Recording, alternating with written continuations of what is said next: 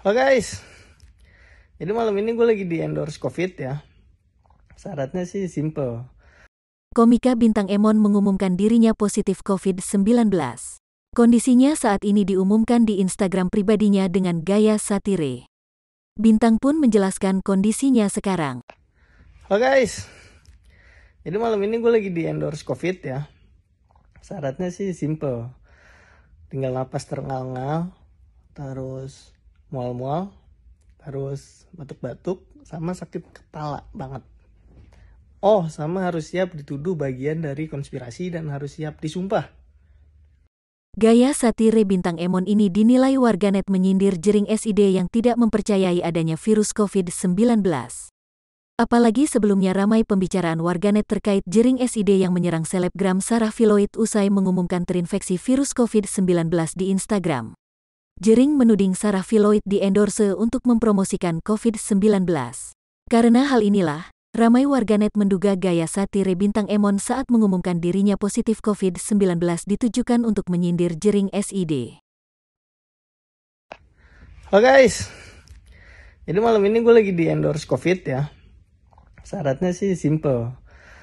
Tinggal napas terengal-engal, terus mual-mual, terus batuk-batuk, sama sakit kepala banget. Oh, sama harus siap dituduh bagian dari konspirasi dan harus siap disumpah. Ya karena angkanya bagus, ya gue ambil aja lah. Karena kayaknya lagi bakar duit. Soalnya hari ini aja yang di endorse ada 10.000 lebih lah. Gila banyak banget kan. Lalu bisa lihat gathering talentnya di rumah sakit terdekat. Lagi bagi-bagi invoice tuh, bagi-bagi duit tuh. Dan yang di endorse dari berbagai lapisan. Ada orang kaya, ada centang biru, ada mahasiswa, ada pelajar, dan banyak loh lainnya. Cuma yang sering disorot kan 1 dan 2 ini ya. Ada temen gue, ya bokapnya meninggal. Itu di endorse juga. Ada temen gue sampai sekarang masih di rumah sakit. Napasnya sesek banget. Gila, aktingnya keren banget doi. Reza Rahardian lewat lah pokoknya. Pokoknya teman-teman jangan lupa subscribe.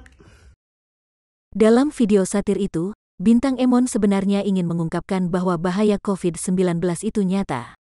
Pada Minggu, tanggal 20 Juni tahun 2021, pemerintah melaporkan penambahan 13.737 kasus COVID-19 dalam 24 jam terakhir.